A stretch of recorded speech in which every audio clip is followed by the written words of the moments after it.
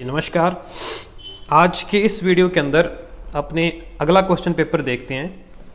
तो ये सारे जो क्वेश्चन अपने लेके आ रहे हैं ना, ये पिछली बार जो पेपरों के अंदर आए हुए हैं वही क्वेश्चन है।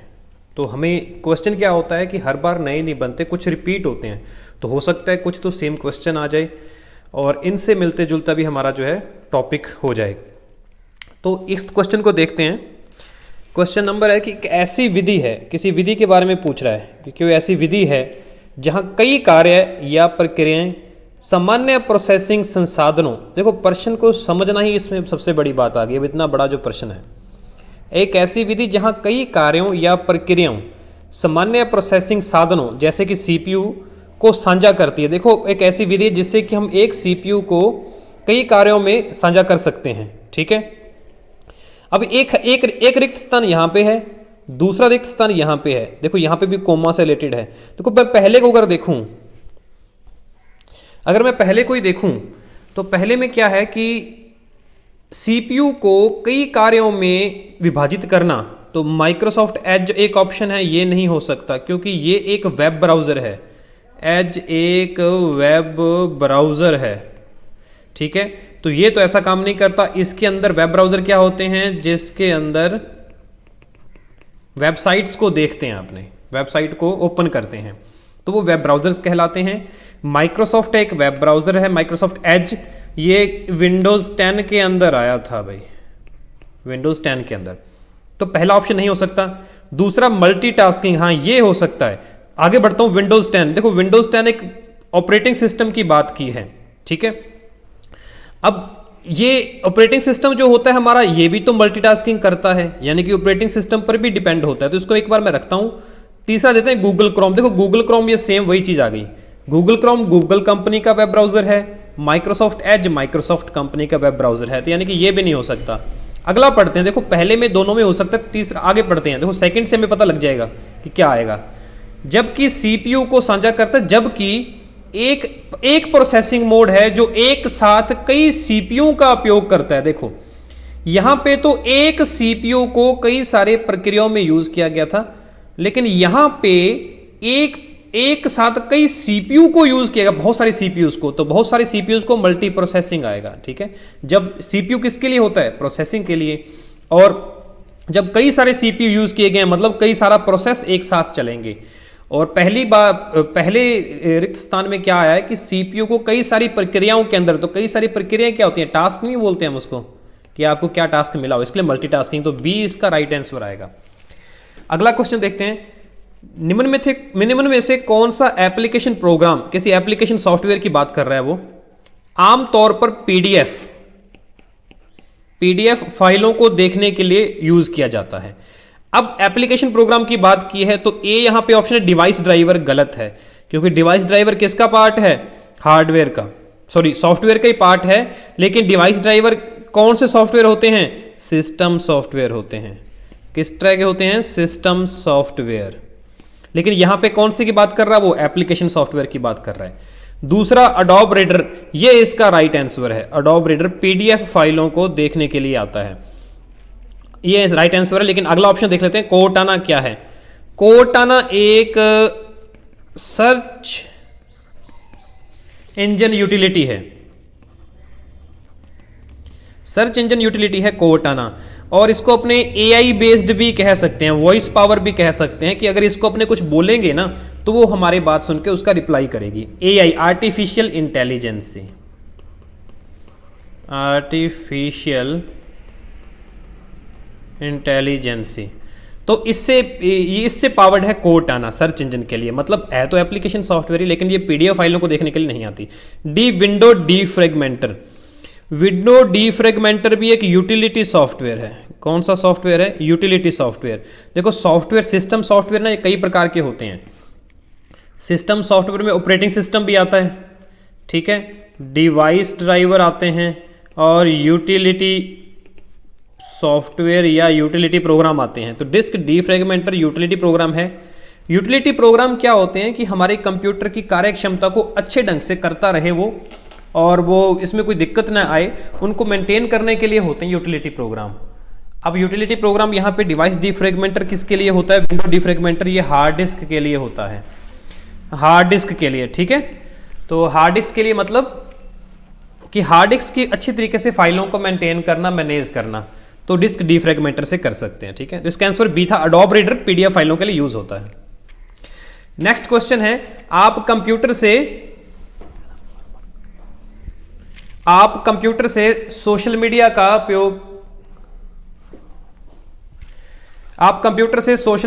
उपयोग से कर सकते हैं। अब किससे? देखो, कंप्यूटर से अपने सोशल मीडिया का उपयोग करना है, ठीक है। अब का उपयोग कर सकते हैं, देखो ए ऑप्शन देखो, वर्ड, एक्सेल, पीपीटी, ये तो हमारे एप्लीकेशन सॉफ्टवेयर हैं, एप्लीकेशन सॉफ्टवेयर है, मतलब ये कोई सोशल मीडिया नहीं है, तो ये ऑप्शन नहीं आएगा, ठीक है। बी है यूट्यूब, गूगल प्ले और आउटलुक। देखिए यूट्यूब के बारे में आप सभी जानते हो, ये एक वीडियो का सर्च इंजन है, ठीक है। वीडियोस वहाँ पे डाले जाते हैं, वीडियोस आप देख सकते हो एंटरटेनमेंट के लिए, इंफोटेनमेंट के लिए, तो वीडियो का सर्च इंजन है यूट्यूब। गूगल प्ले आपको पता है, गूगल प्ले से आप क्या कर सकते हो, एप्लीकेशन डाउनलोड कर सकते हो, एप्लीकेशन प्लस गेम्स भी डाउनलोड कर सकते हो, एप्लीकेशन, गेम्स, थीम्स वगैरह आप डाउनलोड कर सकते हो गूगल प्ले से। आउटलुक जो है ये एक पर्सनल इंफॉर्मेशनल मैनेजर है, इंफॉर्मेशन मैनेजर, यानी कि इसके अंदर आप कॉन्टैक्ट और कैलेंडर की जो आपकी मेन इंपॉर्टेंट डेट्स हैं, प्लस आप ईमेल आईडी वगैरह ऐसी जानकारी जो है आप आउटलुक के अंदर स्टोर करते हो, तो पर्सनल इंफॉर्मेशन को स्टोर कर सकते हो आप, ठीक है। तो आउटलुक आता है। तो ये तीनों ही सोशल मीडिया से रिलेटेड नहीं आए, ये भी गलत है, क्योंकि यूट्यूब को थोड़ा बहुत मान सकते हैं लेकिन ये सोशल मीडिया नहीं है। तो तीसरा आता है फेसबुक, इंस्टाग्राम और गूगल प्लस, ये सही है भाई, क्योंकि आपने फेसबुक सभी जानते हैं सोशल मीडिया वेबसाइट है, आजकल इंस्टाग्राम बहुत पॉपुलर है, फोटोज वगैरह सर्च शेयर कर सकते हैं। गूगल प्लस जो था है ना, खैर अभी इसका यूज नहीं होता। गूगल प्लस क्या है, फेसबुक की टक्कर के लिए गूगल ने निकाला था, तो ये भी एक सोशल मीडिया साइट्स है, तो सी इसका राइट आंसर है। डी को देख लेते हैं क्या कह रहा है ये, एसएसओ वही single sign on, Rajasthan government की जो मेन आईडी है जिससे आप बहुत सारी सर्विसेज को यूज कर सकते हो, पिछले पेपर के अंदर भी इसका क्वेश्चन आया था, ठीक है। और पीआरएसवाई प्रधानमंत्री रोजगार सृजन योजना, पीआरएसवाई प्रधानमंत्री रोजगार सृजन योजना हो गया। और एक एलपीजी, यानी कि ये आप एलपीजी गैस सिलेंडर की बात कर रहा है, तो ये इसमें से नहीं है, तो डी सी इसका राइट आंसर है। नेक्स्ट, अधिकांश वेब ब्राउजर वेब पेज के यूआरएल देखिए आपके पेपर के अंदर ना दोनों तरह से ये छपा हुआ आएगा, एक तरफ हिंदी आएगी, एक तरफ इंग्लिश आएगी, तो आप साथ में इंग्लिश में भी पढ़ लिया करना अगर आपको कहीं हिंदी में दिक्कत आए। तो अधिकांश वेब ब्राउजर वेब पेज के यूआरएल को प्रदर्शित करता है, कहां प्रदर्शित करता है? देखो वेब ब्राउजर के अंदर जो यूआरएल हम लिखते हैं ना, वो एड्रेस बार के अंदर लिखते हैं, ठीक है। कहां लिखते हैं? एड्रेस बार के अंदर। फॉर्मूला बार वेब ब्राउजर के अंदर नहीं होती, फॉर्मूला बार किस में होती है? एक्सेल के अंदर होती है। एक्सेल के अंदर जहां पे हम फॉर्मूला टाइप करते हैं, और ये जो फॉर्मूला बार एक्सेल के अंदर होती है, इसके बिल्कुल लेफ्ट साइड क्या होता है? नेम बॉक्स होता है। क्या होता है? नेम बॉक्स होता है। तो फॉर्मूला बार तो एक्सेल की बात कर रहा है, लेकिन ये तो वेब ब्राउजर की बात कर रहा है, तो एड्रेस बार आएगा। बाकी भी देख लेते हैं उनके बारे में क्या क्या है। सी है स्टेटस बार। स्टेटस बार जितनी भी हमारी प्रोग्राम विंडोज होती हैं, उनके सबसे नीचे होती है। जैसे ये हमारी है तो यहां पे आएगा, देखो सबसे नीचे। वैसे तो टास्क बार होती है, तो टास्क बार के जस्ट ऊपर की जो बार होती है वो स्टेटस बार होती है। स्टेटस बार हमें कौन से पेज पे कार्य कर रहे हैं इसकी जानकारी देती है, प्लस जूम के जो ऑप्शन होते हैं ना, कितना जूम हमने कर रखा है बिल्कुल राइट साइड स्टेटस बार के, यानी कि यहाँ पे, तो वो भी हमारे स्टेटस बार से देखने को मिलता है। टाइटल बार क्या होती है? टाइटल बार आपको पता ही होना चाहिए, जितने भी हमारे सॉफ्टवेयर प्रोग्राम्स हैं उसमें सबसे ऊपर की जो बार होती है, ठीक है, चाहे एक्सेल खोल लो, वर्ड खोल लो, पावर पॉइंट खोल लो, जितने भी खोल लो, तो सबसे ऊपर की जो बार होती है ये हमारी टाइटल बार होती है, जिसके अंदर विंडो का टाइटल मतलब प्रोग्राम या नेम शो होता है, इसका नेम शो होता है, इसलिए इसको बोलते हैं टाइटल बार, टाइटल, ठीक है। तो ये आंसर हो गया। नेक्स्ट चलते हैं। आईआरसीटीसी का पूर्ण रूप, देखो ये इससे पहले का जो हमने पेपर किया था ना, उसके अंदर तो ट्रेन टिकट्स के बारे में पूछा गया था, यहां पे इसका पूर्ण रूप पूछ लिया। आईआरसीटीसी का मतलब आई से इंडियन, देखियो तीनों में इंडियन है, कहीं चारों में? पहला इसके अंदर इंडियन है, दूसरा इंटरनेशनल है, तो इंटरनेशनल वाला ऑप्शन काट देते हैं अपने। तीसरा इंडियन है, इसको भी रखते हैं एक बार। डी उपरोक्त सभी तो नहीं हो सकता, उपरोक्त में से कोई नहीं, फिर ये देखते हैं ए वाला पूरा। देखिए आई से इंडियन, आर से रेलवे, आर से रेलवे और सी से कैटरिंग, कैटरिंग ठीक है, एंड टूरिज्म कॉरपोरेशन। तो सी में देखो इंडियन रेल कॉमन ट्रांसपोर्टेशन, ये गलत हो गया। ए वाला इसमें राइट आंसर है Indian railway catering and tourism corporation, ठीक है। इसकी फुल फॉर्म एक आदि तो हमेशा पेपर के अंदर पूछी जाती है। तो नेक्स्ट, निम्न में से कौन एसएसओ, देखो एसएसओ की बात कर रहा है, सिंगल साइनो का उद्देश्य नहीं है, यानी कि ऐसा कौन सा काम जो हम एसएसओ के माध्यम से नहीं कर सकते। सो पहला ऑप्शन है इसके अंदर स्टोरिंग, पहला ऑप्शन है स्टोरिंग।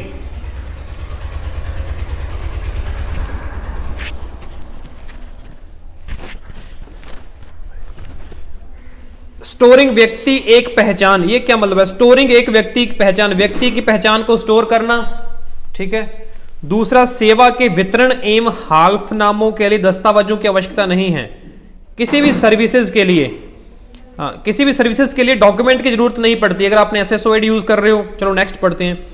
राज्य सरकार के विभिन्न डिजिटल सेवाओं तक पहुंचने के लिए एकल खिड़की इंटरफेस, ये तो करेक्ट, ये तो है ही इसके बारे में, ये तो एसएसओ करता ही ये काम है कि राजस्थान के विभिन्न डिजिटल सेवाओं तक पहुंचने के लिए एक सिंगल विंडो इंटरफेस हमें देता है। नेक्स्ट अगर देखें, बिना पासवर्ड जाने अपने ट्विटर खाते को एक्सेस करना, तो ये कोई काम नहीं हो सकता भाई। ट्विटर का एसएसओ से कोई लेना देना नहीं है, तो राइट आंसर ही आपका डी है। तो एक व्यक्ति की पहचान तो स्टोर करके रखता ही है, क्योंकि आप एक बार अपनी एसएसओ आईडी बना ली तो आपकी जितनी भी डिटेल्स हैं, आपका आधार कार्ड से संबंधित भामाशाह, जन आधार कार्ड, वो सारी इंफॉर्मेशन आप इसके अंदर स्टोर कर सकते हो। तो एक व्यक्ति की पहचान तो स्टोर होती है इसके अंदर, और सेवा के वितरण के लिए आपको डॉक्यूमेंट की आवश्यकता नहीं पड़ती, आप सीधा ऑनलाइन इसके अंदर भर सकते हो। तो ये तीनों सही थे, डी इसका राइट आंसर है कि ट्विटर से इसका कोई लेना देना नहीं है। नेक्स्ट देखें, राजमेघ क्या है। देखो इन्होंने बात की राज और मेघ, ठीक है। मेघ से आप क्या समझते हो? देखो मेघ से बादलों की बात हो रही है, और बादलों को अपने क्लाउड भी कहते हैं। अब कंप्यूटर की दुनिया में अगर क्लाउड वर्ड सुना हुआ है तो मतलब इंटरनेट पर कोई आपको जगह मिल जाती है, आपको मेमोरी मिल जाती है इंटरनेट पर, जहां पे आप अपने डॉक्यूमेंट्स और फाइल्स को स्टोर कर सकते हो। डॉक्यूमेंट एम फाइल्स को स्टोर कर सकते हो कहां पे? इंटरनेट पर। आपको एक आईडी पासवर्ड से ही आप इन डॉक्यूमेंट को एक्सेस कर सकते हो। तो अब इसके अंदर कौन सा ऑप्शन आएगा? ए है राजस्थान राज्य डेटा सेंटर और नेटवर्क ऑपरेटिंग सेंटर, कुछ नहीं बनता, गलत है, सारा पढ़ो। राजस्थान जीआईएस और डीएसएस नहीं है। राजस्थान क्लाउड, देखो राजस्थान क्लाउड ये सही ऑप्शन है, नेटवर्क नहीं आएगा। तो सी, क्योंकि हमने पहले ही क्लाउड की बात की, तो राजस्थान क्लाउड इसका राइट आंसर है। फिर अगला देखते हैं, एक प्रोग्राम है, कौन सा प्रोग्राम है जो कंप्यूटर से जुड़े डिवाइसेस, देखो कंप्यूटर से कोई डिवाइसेस कनेक्ट किए गए हैं आपने, कौन से प्रिंटर कर दिया, स्कैनर अटैच कर दिया, सीडी रोम कर दिया, ठीक है, आदि को चलाता है और नियंत्रित करता है। किसी सॉफ्टवेयर की बात कर रहा है, किसी ऐसे प्रोग्राम की बात कर रहा है जो डिवाइसेस को कंट्रोल करता है। डिवाइसेस को कंट्रोल करने के लिए सीधा से इसका राइट आंसर है डिवाइस ड्राइवर, डिवाइस ड्राइवर, ठीक है। तो डिवाइसेस को, डिवाइस ड्राइवर यानी कि डिवाइसेस को कंट्रोल करना, ये इसका राइट आंसर है। बाकी देख लेते हैं क्या है। ए पूछ रहा है हार्ड डिस्क, देखो हार्ड डिस्क तो एक हार्डवेयर है जो कि सेकेंडरी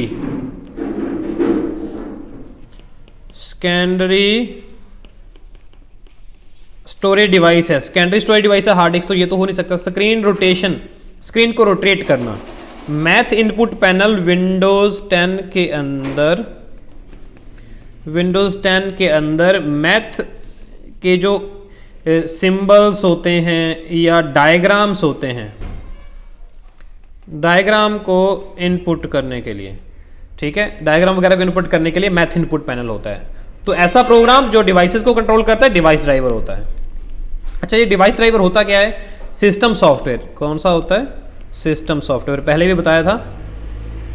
फिर आते हैं वेब आधारित चैट सेवा का एक उदाहरण है। वेब आधारित यानी कि इंटरनेट से संबंधित कोई चैट सेवा जिससे आप चैटिंग कर सकते हो। देखिए चारों ऑप्शन देखते, एक तो स्काइप ये कह रहा है, जीमेल, हॉटमेल और स्पैम। देखो स्पैम जो होता है ये तो अनचाहे मेल्स होते हैं, अनचाहे ईमेल्स, यानी कि जिससे अपने मेल्स जो अपने को जरूरी नहीं होते, कंपनी ऐसे ही फॉरवर्ड करती रहती है, हमारे लिए जरूरी नहीं होते, वो होते हैं अनचाहे मेल्स। सी होता है हॉटमेल, ये ईमेल सर्विस है, आप ईमेल कर सकते हो। जीमेल जो है ये भी ईमेल सर्विस है, ये दोनों ईमेल सर्विस है, यानी कि आप एक किसी को मेल भेजना और प्राप्त करना ये कर सकते हो। इसको चैटिंग करना नहीं बोलते, इसे चैटिंग करना नहीं बोलते। चैटिंग होती है रियल टाइम चैट, आप इधर से आप रिप्लाई करो, सामने वाला रिप्लाई करे, इस तरीके से चैट करोगे तो वो स्काइप होता है। अभी स्काइप है माइक्रोसॉफ्ट का है, व्हाट्सएप की तरह ही है, वीडियो कॉल्स वगैरह करना, ऑडियो कॉल करना, चैटिंग करना, माइक्रोसॉफ्ट कंपनी ने बनाया है स्काइप, तो इसका ये आंसर आएगा। नेक्स्ट क्वेश्चन है में, अब किस में 12 अंकों की विशिष्ट पहचान संख्या होती है? बस इतना सा ही पढ़ने से आपको आंसर मिल गया। 12 अंकों की एक पहचान संख्या है, ठीक है। और उसके अंदर और भी देखा है कि आपका बायोमेट्रिक और जनसांख्यिक डेटा इस पे जारी किया जाता है, तो आधार कार्ड ही तो ऐसा होता है, तो सी इसका राइट आंसर है। आधार 12 अक्षरों से संबंधित ये इनका जो नंबर होता है आपका। बाकी ऑप्शन क्या कह रहे हैं? यूआरएल, यूआरएल की फुल फॉर्म पूछी जा सकती है, यूनिफॉर्म रिसोर्स लोकेटर। आईपी का मतलब है इंटरनेट प्रोटोकॉल। यहाँ पे यूनिफॉर्म रिसोर्स लोकेटर होता है, वेबसाइट का पता होता है ये यूआरएल, वेबसाइट का एड्रेस। इंटरनेट पर, वेब ब्राउजर्स पर जो भी आप एड्रेस टाइप करते हो किसी वेबसाइट को ओपन करने के लिए, तो उसे यूआरएल बोला जाता है, यूनिफॉर्म रिसोर्स लोकेटर। बी है आईपी, इंटरनेट प्रोटोकॉल। देखिए जब अपने इंटरनेट यूज करते हैं ना, तो उसके लिए भी बहुत सारे नियम कायदे कानून होते हैं, तो बस वही एक आईपी पता होता है, IP address, internet protocol address, ठीक है। क्योंकि वेबसाइट्स पर कोई आपने डॉक्यूमेंट या साइट अगर आपकी सेव पड़ी है ना, तो कंप्यूटर जो होता है वो नॉर्मल जो हम जो नाम जानते हैं उसको नहीं समझता, कंप्यूटर तो नंबर्स पे काम करता है। तो आईपी एड्रेस तो कंप्यूटर समझता है, लेकिन हम उसको किसी नाम से जानते हैं। मान लो फेसबुक की वेबसाइट है, अब अपने तो ये जानते हैं कि facebook.com है वो, लेकिन कंप्यूटर facebook.com से नहीं खोलता, कंप्यूटर को तो ऐसे नंबर्स में 192 168 102 138 इस तरीके से एड्रेस होता है जो कंप्यूटर समझता है। तो फिर वो होता है इंटरनेट आईपी एड्रेस होता है, ठीक है। पेन होता है आपका permanent account number, permanent account number, ठीक है। पेन परमानेंट अकाउंट नंबर ये होता है। तो इस तरीके से क्वेश्चन आते हैं। इतना आपको पता लग गया होगा।